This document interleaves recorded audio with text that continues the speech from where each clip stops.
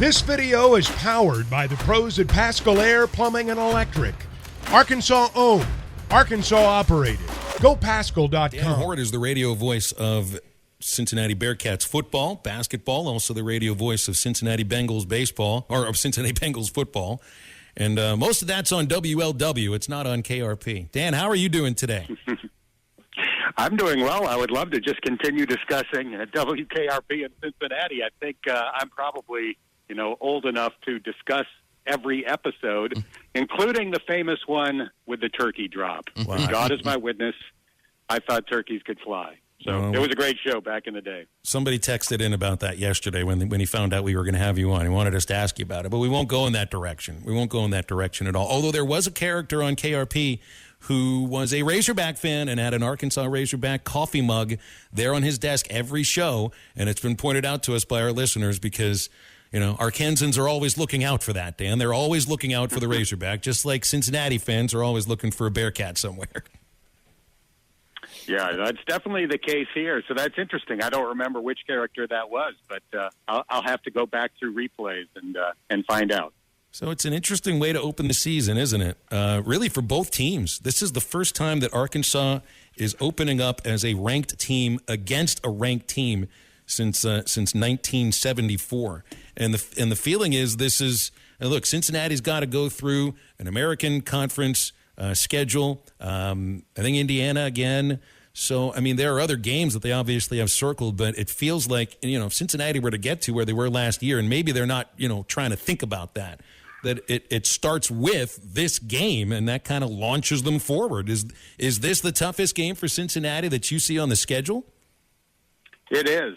And for a team like Cincinnati outside of the Power Five to have any chance at going to the 14 playoff like they did last year, there's no wiggle room. It's not like being in the SEC where you could lose a game early in the season and run the table the rest of the way and compete for a national championship. That's not the case if you're Cincinnati. You've got to be perfect to have any chance whatsoever. So from that standpoint, and admittedly that's setting the bar really high, but to have a chance to go back to the playoff, they would have to win every game they play, so that begins Saturday in Fayetteville. Well, the narrative is that they lost so much that it's difficult to replace, what was lost last year. And I think sometimes in the SEC, people think you can just kind of reload. But it does feel like, Luke Fickell's been the head coach long enough now, and they've got this string of success over these last 4 years where when I look at the players that are behind those who left for the NFL or graduated and aren't part of the program anymore, it does look to me like a program that doesn't just rebuild, that they reload. Is that the feeling around this program? And, do you believe it's like they're going to hear about last year all the time? They want to be this year's team, but they want to be just as good. Yeah, I think for the most part I do agree with that, with a couple of notable exceptions. I don't know how it's possible for Cincinnati or really any team in the country to replace the cornerbacks that they had last year. Sauce Gardner was the fourth pick in the draft. Kobe Bryant won the Jim Thorpe Award as the best defensive back in college football. It's very, very difficult to replace two guys like that in 1 year. I do think that the players that they recruited in the secondary are excellent. And I don't expect the secondary to be bad by any stretch of the imagination, but that might be a once-in-a-lifetime type of situation at Cincinnati where you could have two guys that good at the same time at the cornerback position. I know running back right now, there are four players basically that may end up splitting carries. We don't know who the quarterback is going to be. I know we were told Luke Fickell, he's known for the last few weeks that who the quarterback would be. He's not going to let anybody else know right now for very good reason. I'm assuming you probably know who the quarterback is going to be, but I can't put you on the spot. It's intriguing because right now in Arkansas, no one knows who this is going to be. And, I don't even know which way to lean. Do you go with the guy who might theoretically be more athletic and Prater that might be a little more like Desmond Ridder? Or do you go with the guy in Ben Bryant who's been a starting quarterback in college before and also knows this program? I don't know which way to lean. Where do you go? Well, I'll tell you this. They were in this situation 4 years ago. I've been telling Bearcat fans this for several weeks and maybe months. They opened the season at UCLA 4 years ago. They had a training camp battle for the quarterback spot. And at the end of that battle, they named Hayden Moore, the more experienced of the two, their starting quarterback. in the third series of that game, Desmond Ridder came in, and he never came out for the next 4 years after that. So regardless of who takes the first snap on Saturday in Fayetteville, I think both of these guys are ultimately going to play, if not in this game, certainly at some point during the course of the season. And they are two very different guys. Ben Bryant has an NFL arm. He is a drop-back, stand-in-the-pocket type quarterback. Evan Prater is Desmond Ridder 2.0. He's very mobile. He's got a strong arm, but he's not as polished as a passer yet. So it's going to be very interesting to see what they elect to do and if there's a possibility that both of them play. Mm-hmm. Now, a lot of the conversation this offseason, from the outside has been about obviously who's going to replace Desmond Ridder, how you replace all the guys that you have lost. But one group of position that Cincinnati seems very strong at is that offensive line. How important is it, especially with breaking a new quarterback, that the Bearcats do have that experience up front? I think that's huge. I think that's one of the biggest reasons why they're confident despite losing 9 NFL draft picks, which tied for the third most of any team in college football last year. They've got all of their starters back on the offensive line. They've got most of their key backups back on the offensive line. And it's been so good, basically, in training camp that even though they've got their starters back, those are not going to be the guys that start on Saturday. Joe Huber has won the right tackle spot. He was not a starter last year. The guy who was the right tackle is moving inside to play right guard. So it's a strength of this team, and I think that's why they are pretty confident that they'll be able to score a lot of points, even though they're going to have to change a quarterback. Dan, I do want to ask you kind of a personal question, and more of just being a radio guy. How special and how great was it for you to not only get to call a college football playoff game, but then a month later turn around and do a Super Bowl? I mean, that had to have been a career highlight for you. I keep expecting to have my first hole-in-one this summer because I had such a great year as a broadcaster. Unfortunately, I'm a lousy golfer, so that has not happened. But, yeah, it was a dream come true. I was like Lou Gehrig. I was the luckiest man on the face of the earth last year to be the play-by-play voice of both of those teams. And the good news is, with Luke Fickell coaching at the University of Cincinnati and Joe Burrow as the quarterback of the Cincinnati Bengals, I think there's a pretty good chance that I'll get to do both of those things again at some point, hopefully soon. Well, and Dan, I mean, Cincinnati is a fantastic baseball town, but they don't have much to root for with the Reds right now. So it's football or bust, that's for certain. But you got a program here in Cincinnati that's proven that they are ready to play in the Big 12. I think you got an NFL team in the Bengals that are young and exciting, and you got a great new head coach, and Burrow is easy to root for too. But I've always pictured, I know Cincinnati's had football for years. I always pictured it as a basketball school. How has Cincinnati, as a city, as a sports town, grasped the success of Cincinnati football and to be moving into a Power 5 conference too soon? That changes things too in terms of exposure and really the games you're going to get.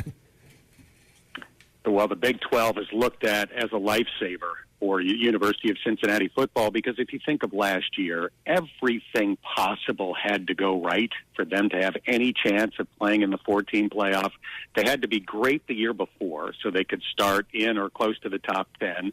They had to have a great returning quarterback, which they had in Desmond Ridder. They had to hold on to Luke Fickell, which most people didn't think they would be able to do. They had to win big non-league games, preferably on the road, which they did at Notre Dame and Indiana. And then most importantly, they couldn't lose. They had to win every single game that they played. They did all of those things, and they still needed help from the other conferences. Other teams had to lose games, so there wouldn't be too many undefeated teams that would keep them out. So all of those things happened. They had their chance to go to the 14 playoff.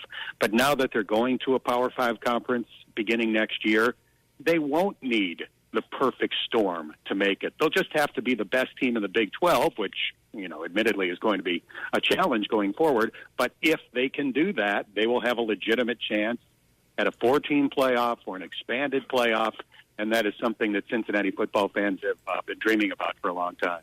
What kind of a college football town now is Cincinnati? In full disclosure, I've lived in Arkansas 22 years. I'm from Pittsburgh and grew up as a Pitt fan. People that don't even go to the school, end up as a fan, but it's a pro sports town, so they're kind of, behind the other professional teams. And they've had levels of success, but not quite at the level that Cincy's had these last 4 years. What is Cincinnati like as a college football town? Well, it's a great college football town. It's a great football city. I mean, high school football here on Friday night is huge. You've got the Bearcats in Cincinnati. You've got the Buckeyes throughout the state. Obviously, you've got the Bengals and the Browns for the pro football fan. So it's just a huge football area, football state, tremendous state for high school football talent. So the Bearcat rise has obviously impacted the passion of the fan base. I first moved to Cincinnati in 1996. I lived here for a while, then I moved away, then I came back.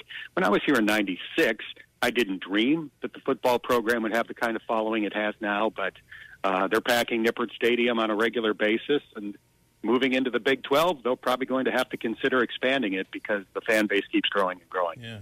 You did Pawtucket Red Sox games in your career, didn't you? I did, and Syracuse Chiefs way back in the day. I've been a minor league broadcaster on 2 occasions. That's right. But you're also like a part of a rare fraternity. Starkey, Cal, and the 49ers. Bill Hillgrove, who we've had on this show before, and a friend, does Pitt basketball, football, and the Steelers. Gene Deckerhoff retired, but he used to do Florida State and the Tampa Bay Bucks. The weekends are only 2 days. And your weekends are spoken for the foreseeable future. What's this like? These have to be crazy weekends.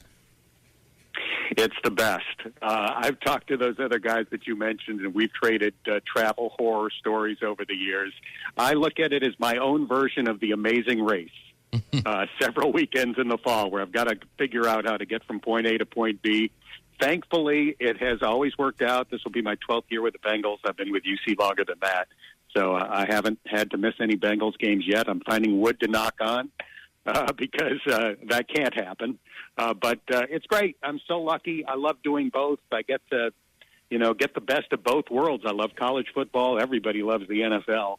And it's, it's such a blessing to be able to do both. Either would be great. Doing both is just off the charts. BetOnline is the fastest and easiest way to wager on all your favorite sports, contests, and events with first-to-market odds and lines. Find reviews and news for every league, including Major League Baseball, NFL, NBA, NHL, combat sports, esports, and even golf. BetOnline continues to be the top online resource for all your sports information, from live in-game betting, props, and futures. Head to BetOnline today or use your mobile device to join today and make your first sports bet. Use our promo code BELIEVE50 to receive your 50% welcome bonus on your first deposit. That's BELIEVE, BLEAV 50. That's BELIEVE, BLEAV 50.